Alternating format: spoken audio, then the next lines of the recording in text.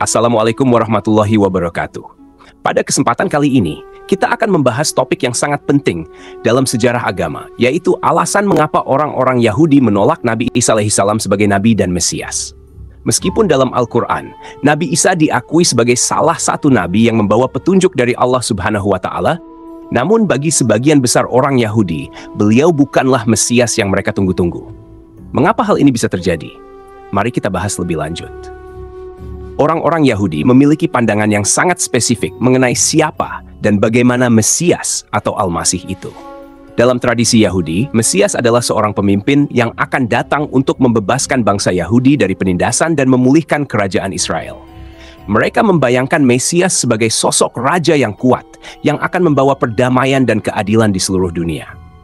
Sejak masa perbudakan di Mesir, bangsa Yahudi memiliki sejarah panjang penindasan dan pengasingan.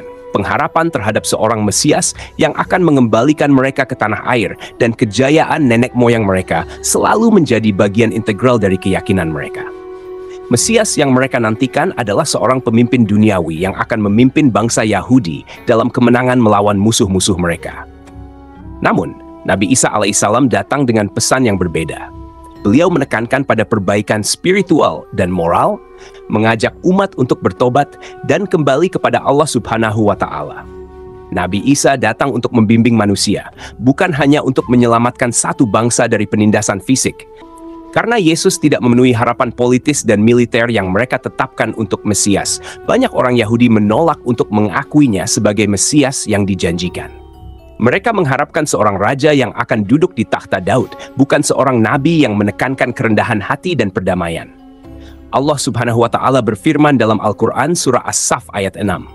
Dan ingatlah, ketika Isa putra Maryam berkata, "Hai Bani Israel, sesungguhnya aku adalah utusan Allah kepadamu, membenarkan kitab yang turun sebelumku, yaitu Taurat, dan memberi kabar gembira dengan datangnya seorang rasul yang akan datang sesudahku, yang namanya Ahmad Muhammad." Maka tatkala rasul itu datang kepada mereka dengan membawa bukti-bukti yang nyata, mereka berkata, "Ini adalah sihir yang nyata." Ayat ini menunjukkan bagaimana Nabi Isa alaihissalam sebenarnya datang untuk mengajak Bani Israel kembali kepada jalan yang benar. Namun banyak dari mereka menolaknya. Mereka menolak untuk menerima kebenaran yang Nabi Isa bawa, meskipun tanda-tanda kenabiannya sudah sangat jelas. Salah satu alasan utama orang Yahudi menolak Nabi Isa sebagai Mesias adalah peristiwa penyaliban. Dalam pandangan Yahudi, Mesias tidak mungkin mati di kayu salib. Sebaliknya, mereka meyakini bahwa Mesias yang sejati akan memerintah sebagai raja yang berkuasa di dunia ini. Sejarah Yahudi mencatat banyak nabi yang mengalami penderitaan, namun tidak ada satupun dari mereka yang diharapkan untuk menjadi Mesias. Bagi orang Yahudi, Mesias haruslah sosok yang menang dan tidak terkalahkan. Kematian di kayu salib dianggap sebagai bukti kekalahan dan kehinaan. Bahkan dalam kitab Taurat, disebutkan bahwa seseorang yang digantung di kayu salib dianggap terkutuk oleh Allah. Keyakinan ini semakin memperkuat pandangan mereka bahwa Nabi Isa bukanlah Mesias. Bagi mereka, kematian Isa di kayu salib adalah bukti yang nyata bahwa ia tidak memenuhi syarat sebagai Mesias yang dijanjikan. Namun, dalam Islam, kita meyakini bahwa Nabi Isa tidak benar-benar disalib. Allah Subhanahu wa Ta'ala berfirman dalam Al-Quran surah An-Nisa ayat 157. Dan karena ucapan mereka, sesungguhnya kami telah membunuh Al-Masih, Isa putra Maryam, Rasul Allah. Padahal mereka tidak membunuhnya dan tidak pula menyalibnya. Tetapi yang mereka bunuh ialah orang yang diserupakan dengan Isa bagi mereka. Sesungguhnya mereka yang berselisih pendapat tentang pembunuhan Isa benar-benar dalam keraguan-raguan tentang yang dibunuh itu. Mereka tidak mempunyai keyakinan tentang siapa yang dibunuh itu, kecuali mengikuti persangkaan belaka. Mereka tidak pula yakin bahwa yang mereka bunuh itu adalah Isa. Ayat ini menjelaskan bahwa Nabi Isa tidak dibunuh atau disalib, melainkan Allah Subhanahu wa Ta'ala telah mengangkatnya ke langit, dan orang yang disalib itu hanyalah seseorang yang diserupakan dengannya. Dengan demikian, penyaliban yang mereka yakini sebagai bukti kekalahan Nabi Isa sebenarnya adalah bagian dari rencana Allah Subhanahu wa Ta'ala yang penuh hikmah. Nabi Isa seringkali dianggap sebagai sosok yang membawa pembaruan dalam hukum Taurat. Namun hal ini justru membuatnya ditentang oleh banyak pemuka agama Yahudi. Hukum Taurat adalah kitab suci yang sangat dihormati dalam tradisi Yahudi, dan pemuka agama Yahudi sangat ketat dalam menafsirkannya. Setiap bentuk perubahan atau penafsiran baru seringkali dianggap sebagai ancaman terhadap integritas agama. Salah satu contoh yang sering disebutkan adalah pandangan Nabi Isa tentang hari Sabat. Dalam ajaran Yahudi, hari Sabat adalah hari istirahat yang suci, di mana segala bentuk pekerjaan dilarang. Nabi Isa, dalam upayanya untuk menunjukkan makna spiritual di balik hukum ini, mengatakan bahwa hari Sabat dibuat untuk manusia, bukan manusia untuk hari Sabat. Pernyataan ini dianggap sebagai sebuah ancaman terhadap tradisi Yahudi yang ketat dalam mematuhi hukum Taurat. Namun, ajaran Nabi Isa sebenarnya tidak bertujuan untuk menghapus hukum Taurat, melainkan untuk menegaskan kembali esensi dari hukum tersebut. Nabi Isa mengajarkan bahwa hukum-hukum tersebut harus dipahami dalam konteks cinta kasih dan belas kasihan, bukan sebagai beban yang memberatkan. Sementara itu, dalam Islam, kita diajarkan bahwa Nabi Isa datang bukan untuk membatalkan hukum Taurat, melainkan untuk menyempurnakannya dan mengajarkan makna yang lebih dalam dari hukum tersebut. Ajaran ini sejalan dengan ajaran Islam yang juga menghormati hukum-hukum Allah Subhanahu wa Ta'ala dan menjadikannya sebagai pedoman hidup. Rasulullah Muhammad SAW bersabda, "Aku adalah orang yang paling dekat dengan Isa putra Maryam di dunia dan akhirat." Para nabi itu bersaudara sebapak, sedangkan ibu mereka berbeda-beda. Dan tidak ada nabi antara aku dengan dia. Hadits ini menunjukkan bahwa Nabi Isa dan Nabi Muhammad SAW memiliki misi yang sejalan. Nabi Isa seringkali menekankan pentingnya makna di balik hukum, bukan hanya kepatuhan literal terhadap perintah-perintah tersebut. Beliau mengajarkan bahwa hukum Allah Subhanahu wa Ta'ala harus dijalankan dengan hati yang tulus dan penuh cinta kasih. Namun, banyak pemuka agama Yahudi pada masa itu menekankan kepatuhan yang ketat terhadap hukum, tanpa memperhatikan makna yang lebih dalam. Perbedaan penafsiran ini menimbulkan konflik antara Nabi Isa dan pemuka agama, yang pada akhirnya memperkuat penolakan mereka terhadap beliau.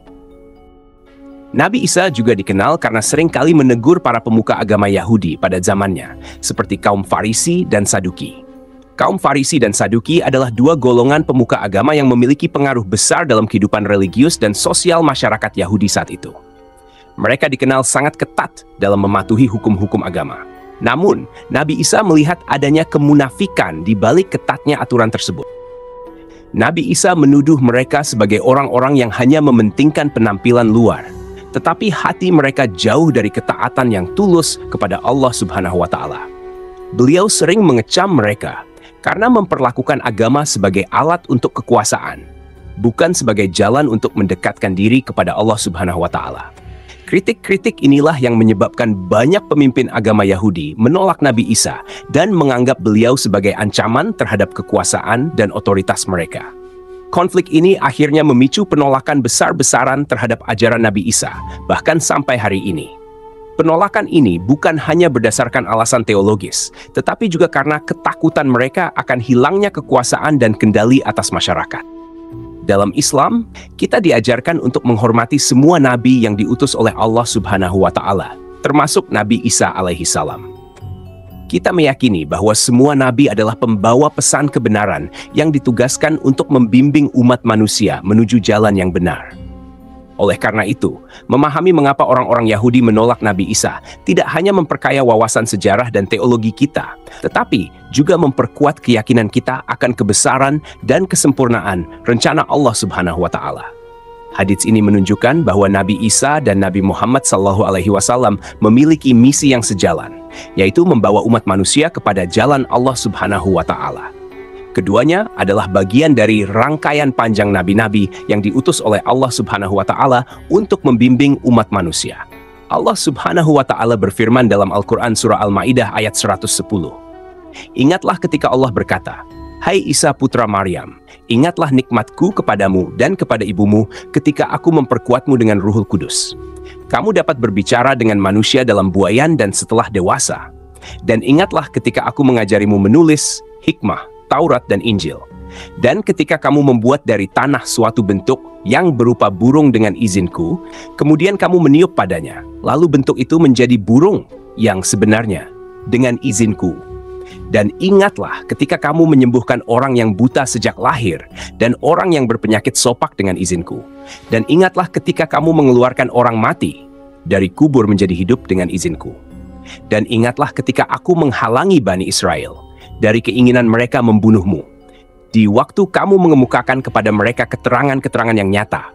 Lalu orang-orang kafir di antara mereka berkata, ini tidak lain melainkan sihir yang nyata.